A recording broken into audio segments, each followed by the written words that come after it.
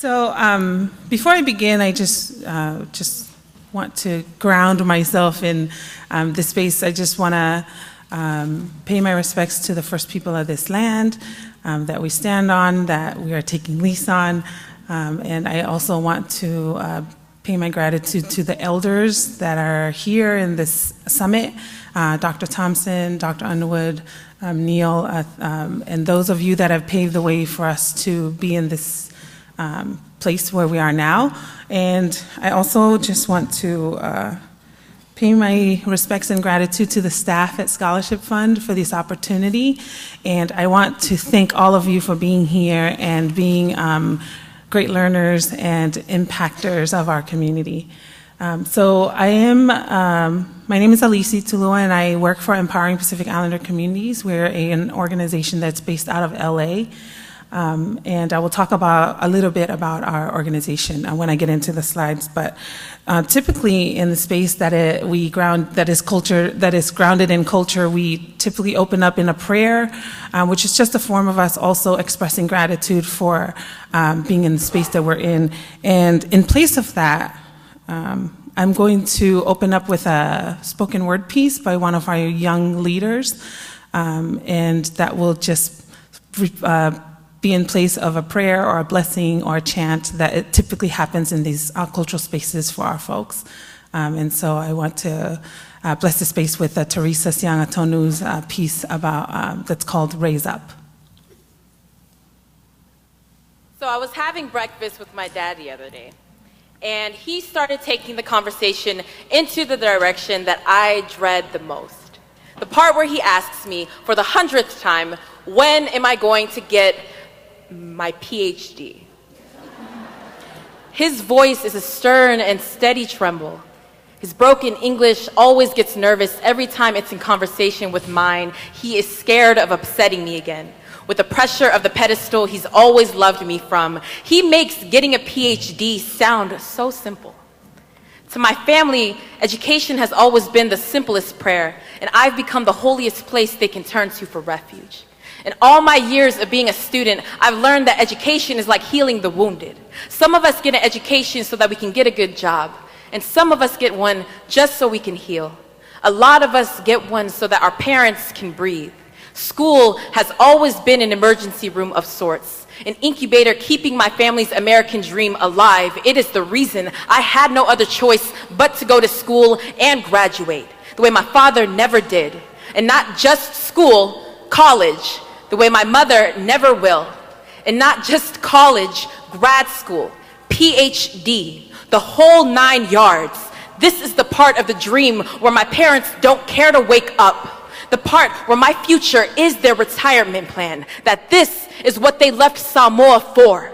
The reason my father enlisted in the U.S. Army for 20 years. The reason he retired disabled and used his VA benefits to pay for my tuition in full. This is the sacrifice my mother made to drop out of community college to take care of her 7 brothers. The reason my graduation robe felt so heavy on me each time I walked across the stage to get both my high school diploma and bachelor's degree. The weight of my ancestry reminding me that Native Hawaiian Pacific Islander is one of the fastest growing populations in this country, with some of the lowest graduation rates and highest high school dropout rates. It's the reason only 18% of us hold a bachelor's degree. The reason only 17% of our kids met all college readiness benchmarks in English, reading, math, and science upon graduating from high school. It's the reason why out of 885 Army recruitment stations, American Samoa is ranked #1 in the world for enlisting the most people. So for me, graduation didn't signify that I made it. It just meant that I am the one who survived. The 18%. The one that tested well enough for California to never leave behind. The one that slipped through the cracks out of the projects and into all AP classes. So I guess you can say that I was lucky enough to be on the right track. College bound since birth, an accelerated learner. The one too polite to be misdiagnosed with ADHD. The one who was always told to look ahead at my future, but never down at my feet. Look at the cracks. Notice the hands of the kids in my community grabbing at my ankles, the ones that the village was too busy to raise. the ones that the teachers are too busy to teach, the ones that are sent to detention and not the college and career center, the ones who never learn about Samoa in the classroom, but who everyone knows on the football field, the one that the coach scouts like a wolf pack, promising them an athletic scholarship, but never a college degree, the ones that military recruiters dream about before bed each night, the ones who can't tell the difference between future and failure, potential and prison, classroom and casket, the ones who were never taught that education is like healing the wounded. Some of us need an education just so we can heal, because if I learned anything about being a student, is that school never taught me how to think critically. It taught me what to think critically about. To the kids in my community, my ainga, va mole mole, please, don't forget that you can love the village that raised you while also holding it accountable to your success. You deserve to succeed as the brilliant scholar you are. You're not stupid. You're not a failing statistic.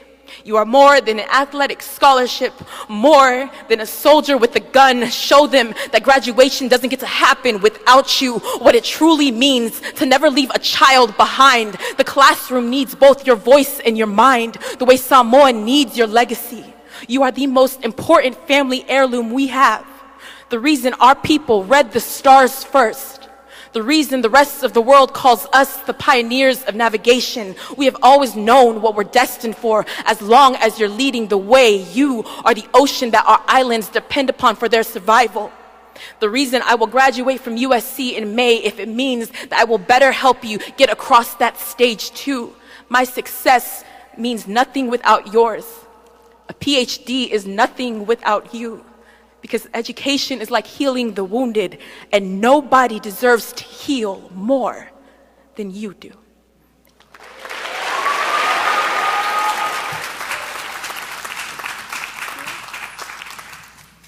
Maybe I shouldn't have used that because now I'm super emotional. That piece always is a great reminder for me about why we do this work and why education is so important to our community, and not just Pacific Islanders, but communities of color. So I was invited today to talk about a program that we have at EPIC called Pacific Islander Leaders of Tomorrow. And it's a leadership development program that is culture-based and community-focused. And I will talk a little bit more about that. But what I hope you walk away with today is I know that all of you are already invested in and believe in the why it's important to teach things from a culturally relevant point of view. But I just wanted to share how that looks in a Pacific Islander space. And so that's what I'm going to be talking about. And one of the themes that we really emphasize in our program is greatness. And that is just to counter some of the stereotypes that are thrown around about who we are as Pacific Islanders. And if it is our biggest message to our students is that they come from greatness, and then they have it within them. And so that is why my talk today is titled Embracing the Greatness of Our Oceans, which is a piece from a quote from one of our greats, Dr. Epeli Hauofa. And it's really just I'm going to be talking about just exploring our program and how that helps our Pacific Islander college students. So I think I'm supposed to use this. Yes. So how many of you have heard of the Kontiki? Yes. Yes. Would one of you like to share what it is?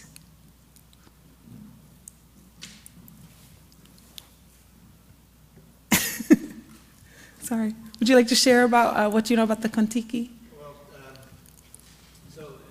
my understanding was this was, I have cousins in Hawaii, Native Hawaiian cousins, and what I heard there was that at one point there were no traditional mariners, but people who had forgotten how to navigate their way across the open seas, and they went, they were deep into the Pacific islands and found people who knew still how to do that, and they reconstructed an ocean-going vessel, and trained hard to go out and do it, and they're still, I guess, after an initial successful voyage, getting ready for another one now. Right. Right. Right. So that is the story of the Hokulea, which is tied to the story that I want to share about the Kontiki. But this is also a question we ask our students, and most of them will raise their hand, and when we ask them to tell us about it, they will talk about this island reggae band called the Kontiki, which is really popular in Southern California, and who got their name from obviously the story about the Kontiki. But the Kontiki was a ship that was constructed in 1947 by a Norwegian explorer named Thor Heyerdahl. There's actually a movie that was nominated for an Academy Award in 2012 as the best foreign film that's based on this story about the Kontiki. The Kontiki was constructed by this explorer because he believed a theory that Polynesians originated from South America. Because, after looking at the ocean currents, there was no way that Polynesians came from, one of the other theories came from Southeast Asia, because they would be moving against the currents. And there's no way, without any modern navigation tools, that they would have been able to intentionally navigate all the way across the Pacific Ocean to the Polynesian islands. And so Thor Heyerdahl, in exploring this theory that he had, went ahead and said that he was going to build a boat and he's going to show and prove his theory that that Polynesians originated from South America because they just floated along the current and somehow landed on the islands. And so in 1947, with a few of his friends, they built this boat. And because I don't have the means to draw it out, the boat that he constructed is definitely not this one. But I know that this is the boat that most people associate with Pacific Islanders or Polynesian voyaging. But the boat that Thor Heyerdahl constructed he took some logs and then he just laid them out side by side and made kind of a square base. And then on that square base, there was kind of like a living quarters in the middle of it, and then he had like a square sail on it. And I'm sure that most of you, when you think about Pacific Island outrigger canoes or Pacific Island vessels, you don't necessarily think square sails, right, or square bodies. Most of us know, and based on illustrations from like European explorers, most of the illustrations of voyaging vessels from the islands look like this. It's really streamlined and it has these triangular sails. And so, regardless of that, Thor Heyerdahl built his boat with his square sail and the square base, and they got on it, and I think after more than 100 days of just floating along the current, ended up crashing onto some reefs and ended up washing up on one of the Pacific Islands. And they were rescued, and so they said, see, look, we were right. The Polynesians originated from South America, and from there, like they ended up, they had a documentary, and so they documented some of it, and it got made into a movie, and it became this story that got a lot of attention globally. And so there's the story told by somebody else about who we are. Something good that came out of this is that in the 1970s, a group of Native Hawaiians who said, you're wrong, we knew what we were doing then, and we were intentional about what we were doing. The boat you built does not look like what our ancestors used, and we knew what to do with the nature and with the elements in order for us to know how to sail and how to intentionally move against the currents in order for us to get where we needed to get. And so there was birthed the Polynesian Voyaging Society, which built the Hokulea, which is pictured here, as a way to prove that there was a way that Polynesians navigated across the Pacific without any tools in order for them to get to all the islands. And so they constructed the Hokulea and sailed with no modern tools from Hawaii to Tahiti and back successfully without any aid from modern tools. So, that was a narrative that they wanted to challenge because the narrative that the Kontiki had brought forth was something that did not belong to us, that was told by somebody that was not from our community, that ended up creating beliefs in other people about who we are as people. And that story doesn't just exist then with the boats. That story exists today with our struggle as Pacific Islanders. It's about other people telling our stories about what they think who we are, and other people believing that, And then our work as EPIC is really, sorry, I'm getting emotional about it. Our work at EPIC is really trying to shift the narrative or build the narrative that we think belong to us. And recruiting some young people to come along with us, our college students, so that they can continue to perpetuate that for our community, so that the future, the younger generation, walk into a classroom that is friendlier to their history and their culture and that can help them be successful. And so something that Dr. Epeli Hau'ofa, who passed away a few years ago, that reminds us of who we are is this quote, that we should not be defined by the smallness of our islands, rather by the greatness of our ocean, because that is where we are from. We are not just from the islands, we are also from the oceans that surround those islands. We must wake up to ancient truth and together use it to overturn the hegemonic views that aim ultimately to confine us again, physically and psychologically.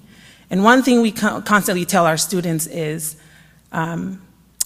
we will love our community more than anybody else will come and love our community. And so if there is to be change in our community, it needs to come from us. And so our investment in the Pacific Islander Leaders of Tomorrow program comes along because we are tired of other people telling our stories and constructing narratives that are counter to our progress. And so one of the things that we usually open up with our students is, who are Pacific Islanders? And I wanted to use this because I knew that I was walking in a space that wasn't just Pacific Islander, and talk about who makes up this label. Because even people that know about Pacific Islanders sometimes learn a little bit more about who we are from this slide. And some of this conversation already has been happening, but I wanted just to kind of define what that is.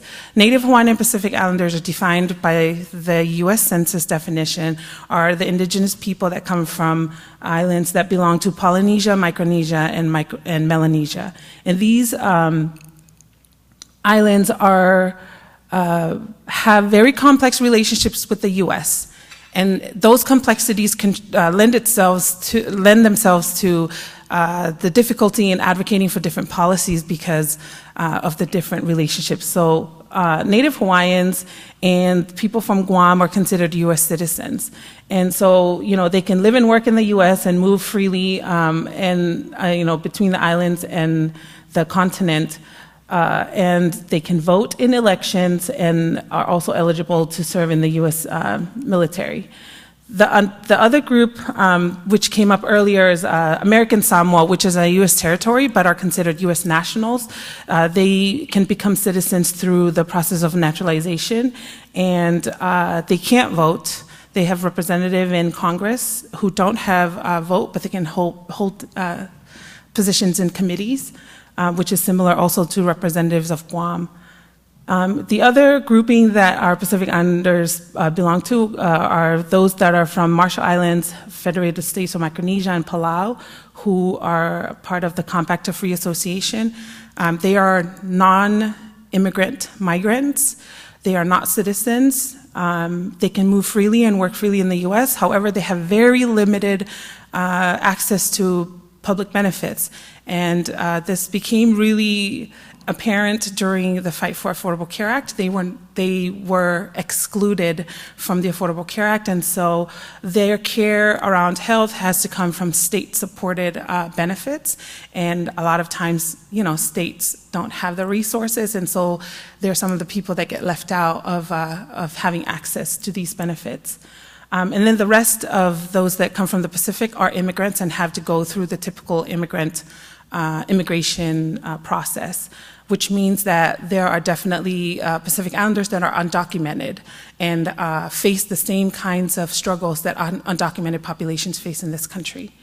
And so because of these different relationships with the US, there are a lot of different issues that as an organization we have to face and we have to navigate in order for us to advocate fully for our communities and especially our students. But In our work with Pilot, we use this slide to highlight the complexity, but also show why we need, as Pacific Islanders, to work together rather than work in our silos based on our ethnicities, because our numbers are already small as they are. In order for us to have some voice and have some visibility, we need to bring all of these things together, and we need to understand the complexity in order for us to be effective advocates for our community. So this is part of the understanding that we kind of set right at the beginning for our students that are part of our pilot program. So the pilot program is a program of EPIC, Empowering Pacific Islander Communities, which our mission is to promote social justice by engaging Native Hawaiian and Pacific Islander communities through culturally relevant advocacy, research, and development.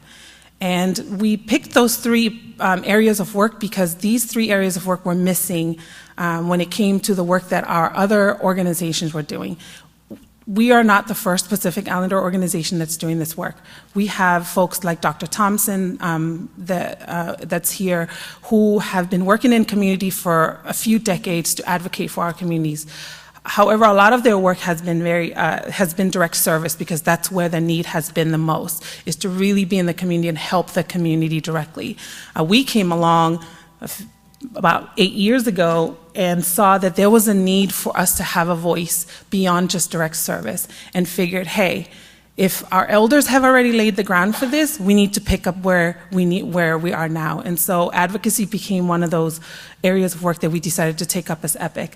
Research was something that's really important to us because we don't have enough data. We don't have enough data to speak to our community. We don't have data that is disaggregated that really speak to the issues that we're struggling with. And so we say research because we want to partner with folks that are developing research projects to collect, so that we can encourage them to collect our data. And we also want to grow some researchers from our own community so that they can do research that is relevant to our community. And development is less structural development and more leadership development, because in order for a lot of this work to be done, we need more leaders in our community. We need more young scholars, like the faces that I see here today that are from our community, to be able to advocate for our issues, to be able to develop data, develop opportunities for data to exist for our community, and continue to mentor those that are coming up after us. So the development piece is what I'm going to focus on. This is in 2013, we got funding from the Kellogg Foundation through their Racial Equity Initiative to develop a program that can impact race relations in the US with regards to Pacific Islanders. And there are so many possibilities, but the one thing we kept coming back to is that there aren't enough of us doing this work for our community. We need to grow more leaders. And we're looking around, there are a lot of programs that are for high school students and for middle school students. And our data, in that spoken word piece, are 18% of Pacific Islanders over the age of 25 have a bachelor's degree, which is far lower than the average. I think the average is 28%. It's almost like 10 points difference. And looking at that data meant that the fact that we have such low numbers coming out of higher education meant a really bleak future for our community. And so if we wanted things to change, we wanted to increase the number of our young people that are succeeding in higher education. And a lot of our students that are in college learn so much that they get really passionate about making a difference in the community. And so they were building programs to do high school education and retention and recruitment, and they were doing tutoring program for our high school students. And we were noticing that nobody was setting up structure to support our college students be successful. And so that's why our focus for Pilot is to support our college students. If we can get more of our students that make it to college, because that's an accomplishment in itself for our community. Just to go to college is an accomplishment. But if we can help them that have made it to college finish college with the community in mind, then we have a better chance of creating impact for our community. So there was a coalition with 6 other Pacific Islander organizations to create Pilot. NPINE, the organization that Dr. Thompson started, was part of that coalition. And that was our first cohort. There are different components of Pilot. The main one is a leadership institute that is a week long that we run during the summer. And we will have our 7th and 8th cohorts this summer, and so this is our 4th summer in running. So we've been really grateful to have had that kind of longevity. That's not even that long, 4 summers, come on. But we're really proud of the fact that we've been able to find money, keep our staff, and continue to grow this program. And today I just wanted to share some of the components that we feel has been really important in making Pilot a success. And I'm going to ask you to participate in one of the activities that we usually do in Pilot. But everybody's really scattered, but I'm going to do my best. So I'm going to just work with y'all here. I'm going to try to get you into bigger groups. One of the important things that we have that's the element of Pilot is that everything is based in culture. Everything that we try to teach has cultural relevancy, and then we tie it back to how it's relevant to our community here. We start at the very personal individual level with identity, and that usually starts on the Monday, where we really explore our students, and we allow our students to explore who they are and their identity, because we believe that in order for us to talk about anything bigger than that, they need to be invested in who they are. And there's rarely a space where our students feel like they matter. And so there's an emphasis for us to create the space for Pilot. So I'm going to run a short simulation of one of our activities called Once We're Warriors. How many of you have heard? Yes? Have watched the movie? Yes? Yeah, so it's a movie that's kind of popular in our community, so we just ran with the title. Can you name some of the leaders that you learn about in school, before you got into college? So let's not think college, because sometimes, that's when the growth happens. But who are some of the leaders that you learn about in school? Dr. King. Yes. George Washington. Abraham Lincoln. Yes. Bruce Lee. Bruce Lee. I wish I learned about Bruce Lee in school. Others? Malcolm X? Queen Liliuokalani. Lucky you. Right. So some of these names, came up. Great leaders. These are the leaders that are taught to us from elementary school up through high school. We learn about what they have achieved. We learn about their impacts in the world today, and it's great education. How many of you learned about some of these leaders? You did. Yes. Where did you learn about these leaders? After I exhausted some of the books in the library, like junior high, I started reading about other cultures. So I learned to read about Hawaii. Right. So that was a self-education? Yeah, it wasn't part of the curriculum. Right. It's not part of the curriculum. So what I'm going to do is I'm going to ask you to get into, I was going to have you get into groups of 6. That's impossible. But if we can just combine some of the tables, what I'm going to ask you to do is to pick one of these leaders that is on my left, that's in the green. These are some Pacific Islander leaders, and we have a longer list than this. I narrowed it down to 6 just because we usually work with a smaller group when I do these presentations. But I want you to get into, or you know what, just stay where you're at. Just pick a leader, and I'm going to give you 5 minutes, and I'm going to ask you to use your phone to do some research on who this leader is, where they're from. I'm going to give you 3 things. Who is this leader? Why are they considered a leader? Maybe their ethnic background, where are they from? And then one last thing is, what do you think this leader will tell the generation today? All right, so we have 6 leaders. Queen Liliuokalani, Lawaki, Namulaulu Mamoe, Ratu Sir Kamisesimara, Darlene Keju, Papa Mao Pialug, and Queen Salo Titubo III. So just pick one, and as a group, I'm going to give you 5 minutes, and I don't even have a way to time you, but 5 minutes. Each group, your table will pick one leader to work on.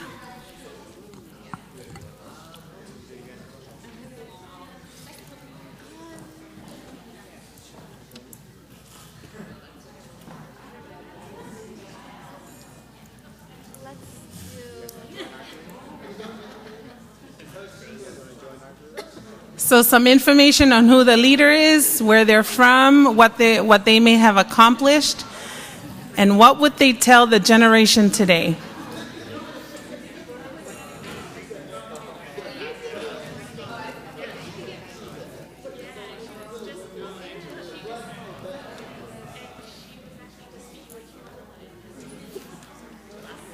Let's wrap it up. Who feels like they found some amazing things? Anybody learn anything new?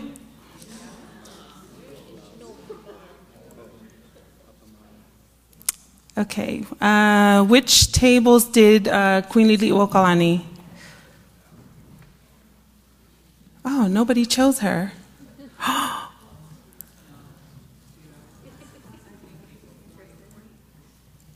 Because people already know enough about her? Yes? No? Queen Liliuokalani was the monarch that was overthrown when the U.S. took over Hawaii. She was imprisoned illegally, and the rest is history. Okay. Lawaki Namlaulu Mamoe. Who did that?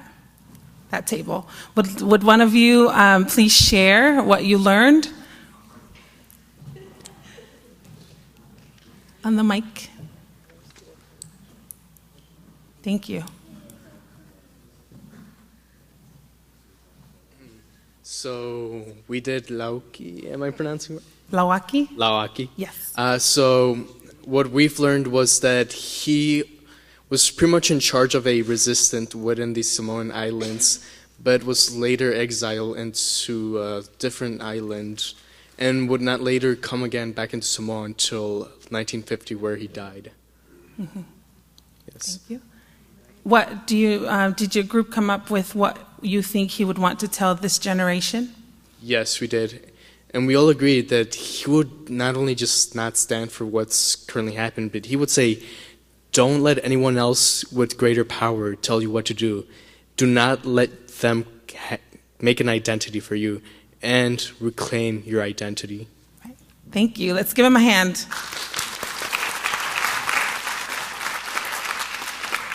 Thank you so much. So Lawaki was part of a resistance movement in the 1920s against New Zealand, Germany, and basically a European overtake of the Samoan Islands. How about the next one, Ratu Kamisesimara? Any other tables do that one? Yes. Would one of you like to share back, please?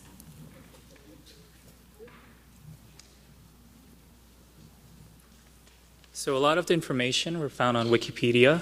Fortunately, this was not part of our curriculum growing up. Ratu actually means chief, and Kamisese Mara was the founding father of the modern nation of Fiji.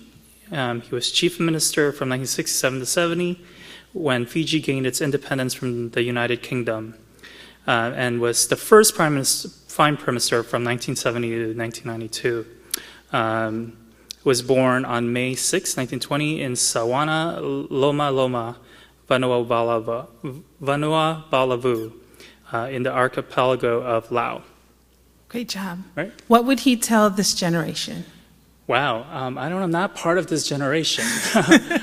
I would argue that this individual, I'm a little older than this generation, that You know, there's always a opportunity to be a leader in whatever community that you believe in or live in, and be a leader in what you believe in. Great. Thank you so much. Let's give him a hand. Thank you. Who did Darlene Keju? These two tables? All right.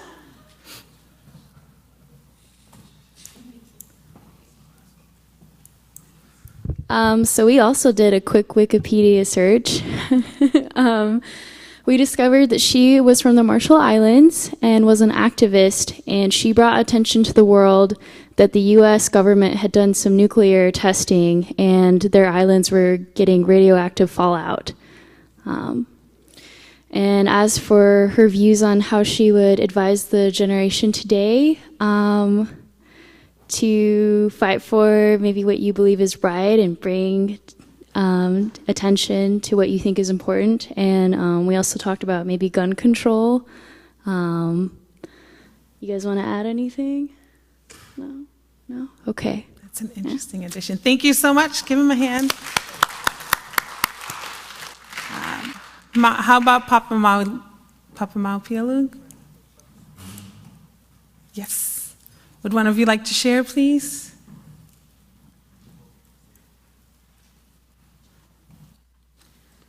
I come from the island of the Northern Mariana Islands, Saipan. I'm ashamed because I can't pronounce his name. I know it's Pialuk, the last, but I don't know how to pronounce his Papa. How do you say it? Mau. Pialuk.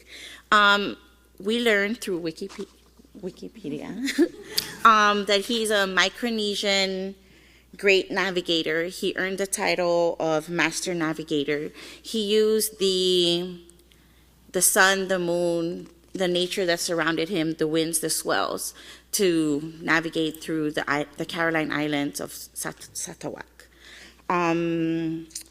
He learned his oral tradition, and I just wanted to add that based on our culture, from being Chamorros and Carolinians, if you navigate on a canoe through whatever route or whatever island, if you go as a group, it's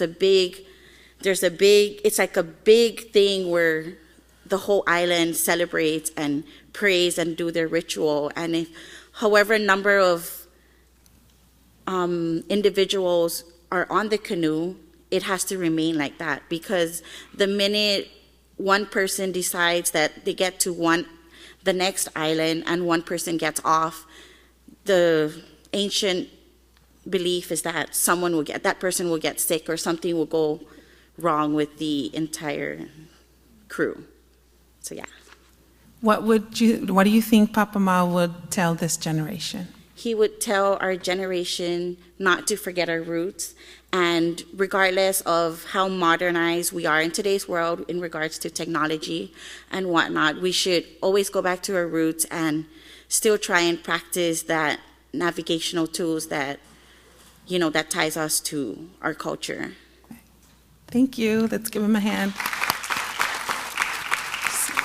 So Papa Mau was the master navigator that was responsible to teaching the Native Hawaiians the navigational methods of our ancestors, because that culture had been lost.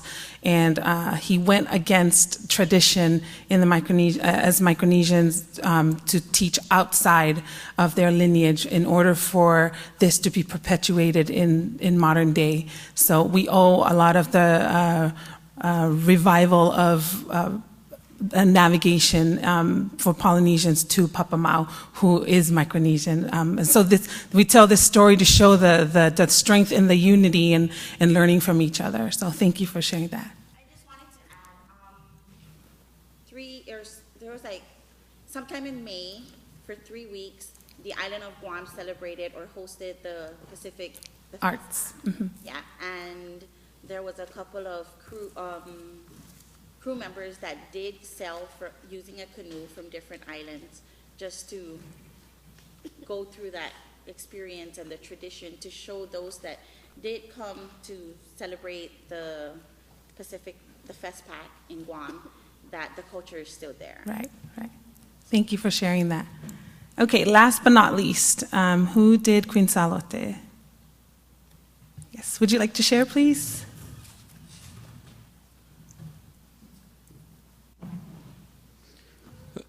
Before I begin, I just wanted to add quickly to the previous name. So Mapiailug will always remember him as a Micronesian navigator, but we oftentimes that word is very broad, just along with the, as islanders know, the terms Polynesian, Melanesian, and Micronesian are very, very broad terms. So I also wanted to point out that he was a Sarawalese navigator from the island of Sarawak. It's a small outer island in the state of Yap, from which I'm from. So that's something we're very proud of.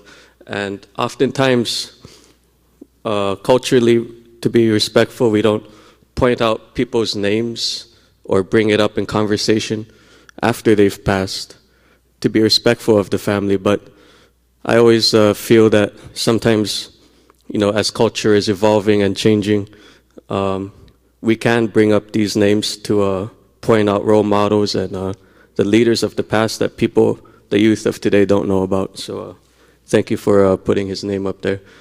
So on to Queen Salote Tupou III. She was from Tonga.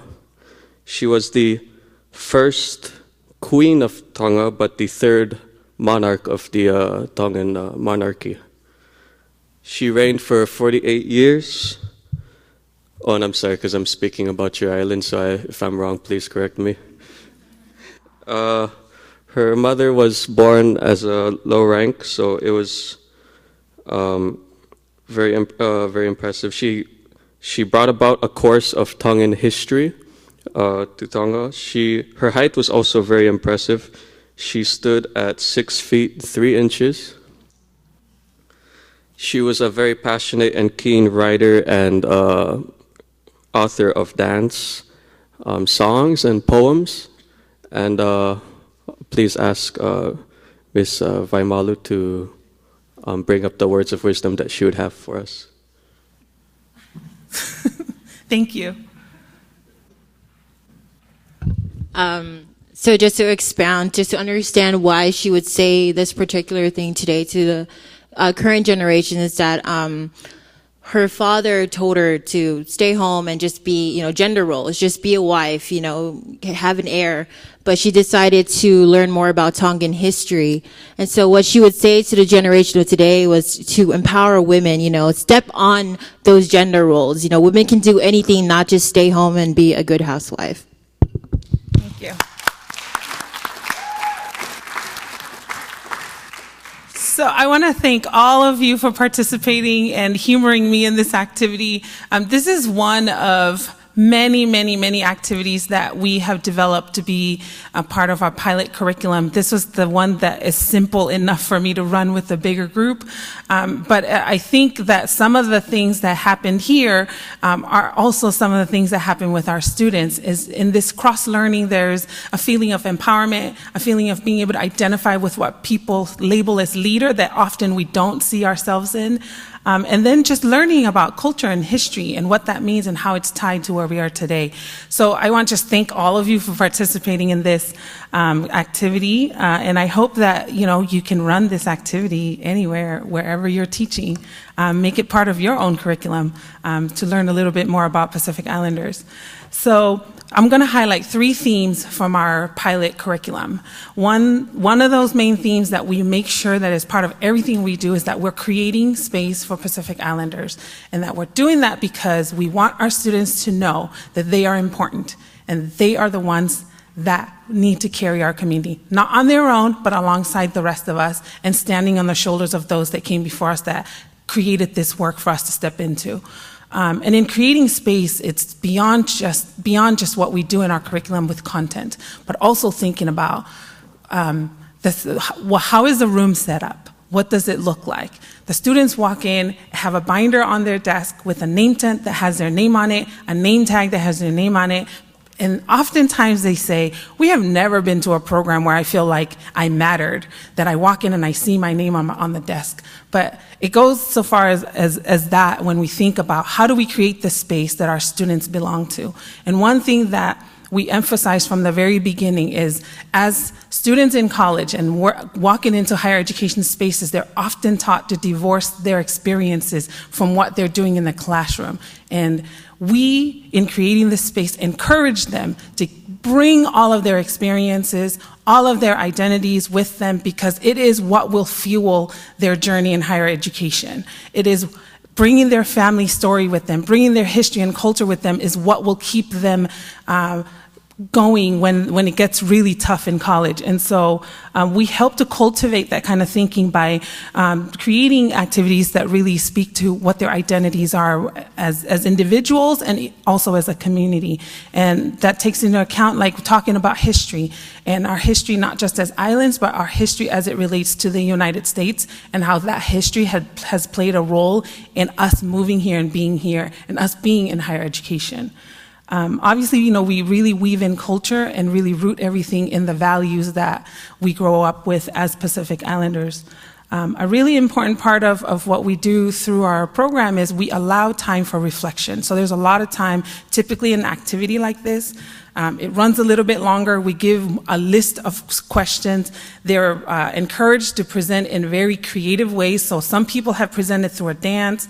A group one time presented through a Twitter feed that belonged to one of these leaders and some of their tweets. I mean, people get really creative, and in that we try to integrate technology, right? By encouraging them to use their phones, we're telling them this thing in your hand, your third arm, is a way for you to learn also, not just to be on social media, but you can also use it to empower yourself and learn about who you are and where you come from. And we also try to provide a lot of context for their experiences. A lot of times coming from a community that is very impoverished, it's hard for you to see beyond your struggles. But, you know, and beyond that being a personal thing, like it is your fault you're in this situation. And so it's just contextualizing the fact that, you know, as a community that is considered a new immigrant community and living in impoverished areas, we are more prone to some issues over others. And so just contextualizing their identity as Pacific Islanders and the struggles that we face as Pacific Islander communities really helps to create this space that belongs to our students. And throughout the week that we have our institute, as students create, usually we give them chart paper and they have to do all of, coloring and all this art, and we put it all up on the wall for the entire week so that by the time we get to Friday, that space looks like they created that space for themselves. And it's just a symbolic way of saying to them that you can create the space that you walk into for yourself. Right? You can make it a space about who you are and about who other people are and how they interact with you. The second theme is finding a voice. We really build this into our curriculum by making sure that we really work hard at this, and it's really hard, but we try to get we usually, our largest groups are Samoans because, that's the largest group in Southern California. But we also try really hard to get at least 1 or 2 Micronesians, 1 or 2 Melanesians. So we need to get some Native Hawaiians in there. We need to get some Chamorros, just because we think that in order for this to be a place of unity and a place where we're really learning, we need to learn from each other's experiences. Because just because I say I'm a Pacific Islander doesn't mean that my experience is the same as Demetrius's experience, right? And being able to relate to each other in that way and to learn from each other's experiences is really rich. So we try to really have some representation. It's not often equal because it's really hard. We talk about colonization and structures of power and oppression, and how that demonstrates the need for us to have a voice and to advocate on behalf of our issues. We weave in leadership, and I know that's in our community. It's hard that you don't just say I'm a leader. That's not allowed. That's not very humble of you to do. But leadership doesn't necessarily mean that the person that's standing up and speaking on the mic.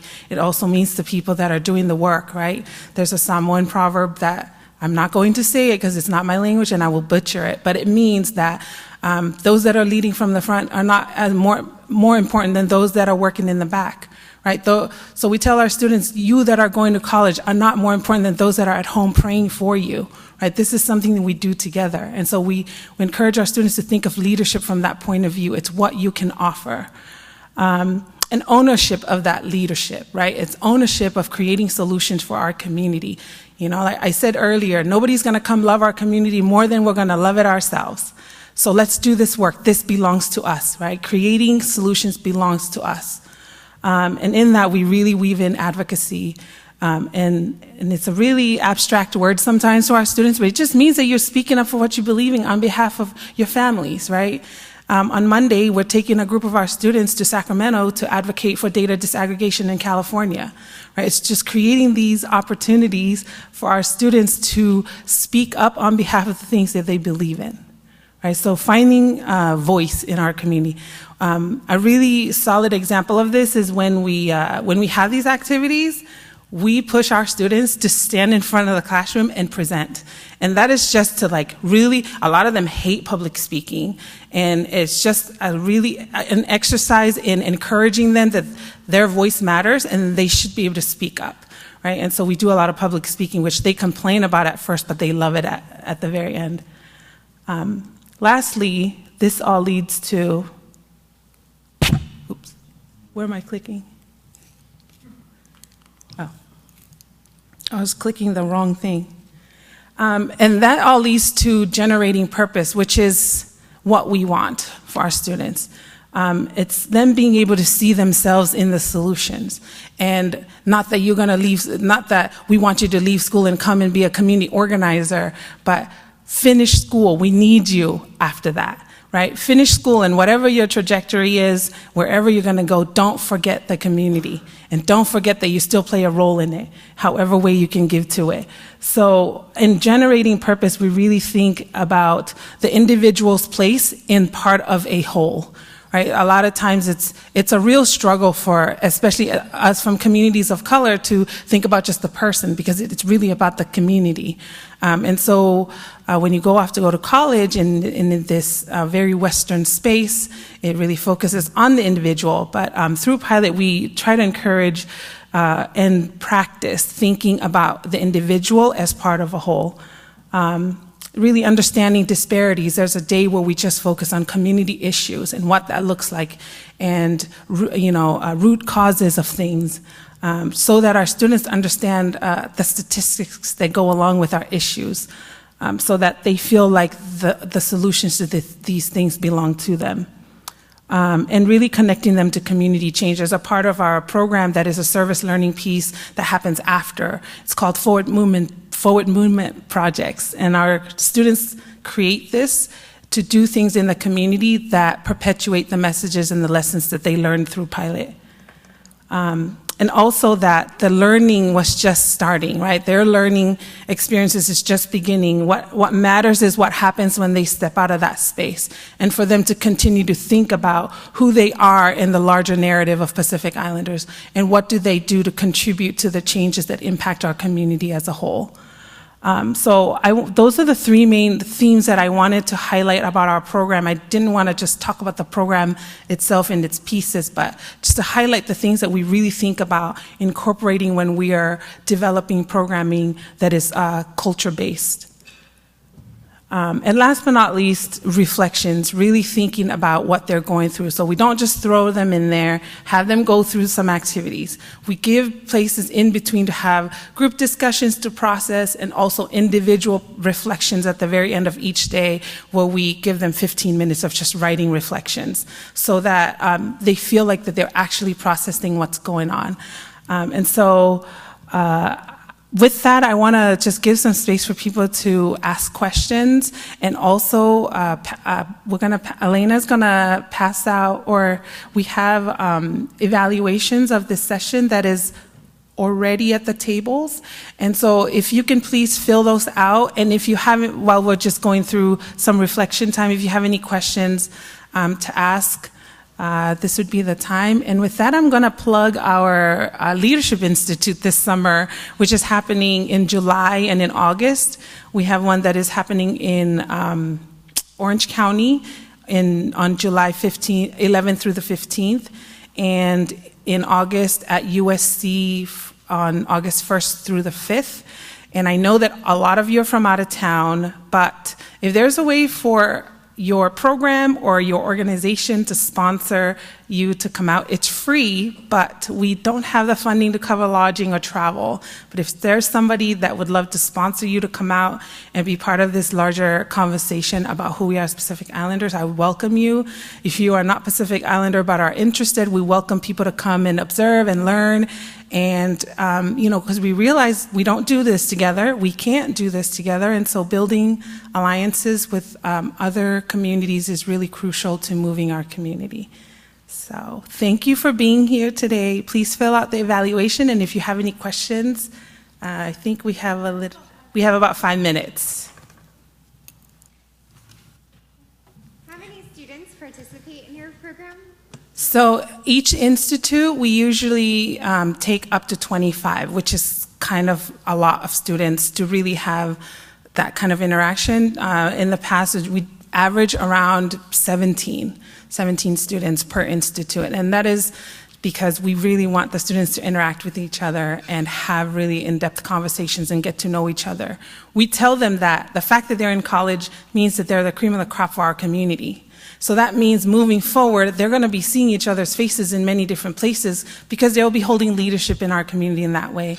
And so it's a place for them to really build relationships with each other so that they can continue to work throughout. I don't know if you mentioned this already, but do you have resources available for local educators in order to incorporate into their classrooms? Like certain lesson plans? Right. PI history? We don't. We would love to get to the point where we have that. We have a curriculum for this program. We are just starting to build partnerships with community colleges.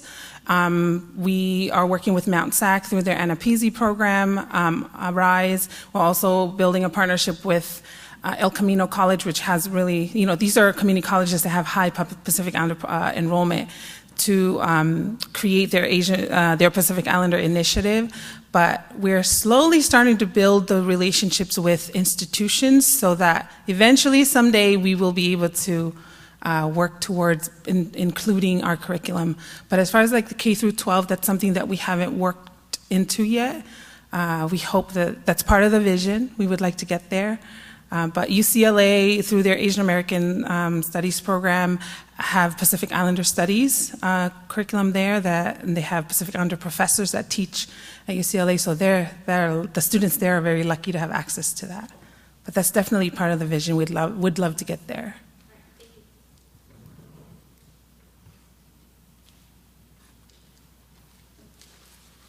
Yes. So this kind of goes along with the last question that was asked, but do you have plans or thoughts about extending outreach into the islands and maybe sharing your curriculum in the islands with high schools or community college campuses? Right. So this is a reality for us, and a place that we're very careful about the privilege we hold being on the continent. We're really careful even about being asked to run this program in Hawaii because it's very different, right? And so we don't want to bring something and teach it to them as though they don't already know things. And so I think what we would like to see happen is to work with other local leaders to see if there's ways for them to adapt the curriculum so that it works in their own narrative. We're really, especially being on the continent, we're really careful about developing things and then disseminating it in places like the islands because it's a very different, politically and everything else, it's very different. So we would share it and hope that local leaders would adapt it to what would work for them. Yeah. Yes, Dimitri, who, by the way, was part of our 5th cohort in the Bay Area.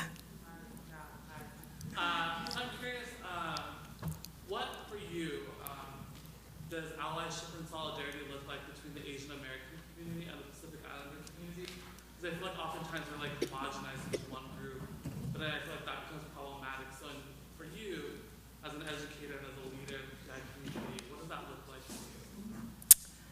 You had to ask the really tough question. I think it means being in spaces where you are learning from each other. I think a lot of times as a Pacific Islander organizer in API spaces, you know, you are often the only PI face there, and many times we feel walking in that space that we're just there to learn from other people, and not necessarily taking up the onus to also teach about who we are as Pacific Islanders and the things that we are working with. And so I think allyship means to me is being in, challenging ourselves as Pacific Islanders to be in as many of these spaces as possible, and not just there to listen, but also there to share our narrative and share the importance of that. Yeah. Anybody else? Okay, one more. Has there been any like challenges when you encounter like family members of these kids? Because I mean, sometimes you know when you have your kid going to a program, some parents, you know, may be resistant to the idea of having your time, be dedicated to something that's like, I don't know, every day. At least that's what I'm coming into. Yeah. Especially from like the PI students that I do advising for, that's something that they're they're in conflict with.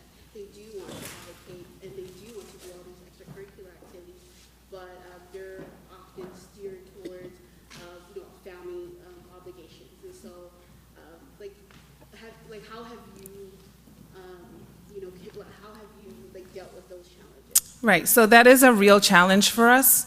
I think just part of our approach as EPIC is that we don't just do work on the grassroots level, but we also got to do the policy level. So in this very community-specific situation, we don't just do the work with the students, but what are we doing to educate the community overall about the value of education, about the value of participating in these kinds of programs. And so that is something that we're working on slowly. We don't solve it right away when it happens. We teach our students to be able to advocate for themselves and also understand that they have to listen to their parents, right? And so it's just a balance of like, when do you choose to come and when do you stay at home and do what you're supposed to do, because that's something we have to do in our lives. So I think it's a longer journey we need to look at, is how are we in working with our students to build them up, and also building the awareness in the community at large about the importance of education and all the support pieces that need to happen in order for their students to be successful. So we need to look forward to that between now and 2040, right? If we want to make that difference. So thank you so much, everybody, for your time, and thank you for sharing in this space. And please turn in your evaluations to Elena. I hope that you were able to learn some things about Pacific Islanders and who we are. And I look forward to learning more from all of you. Thank you so much for today.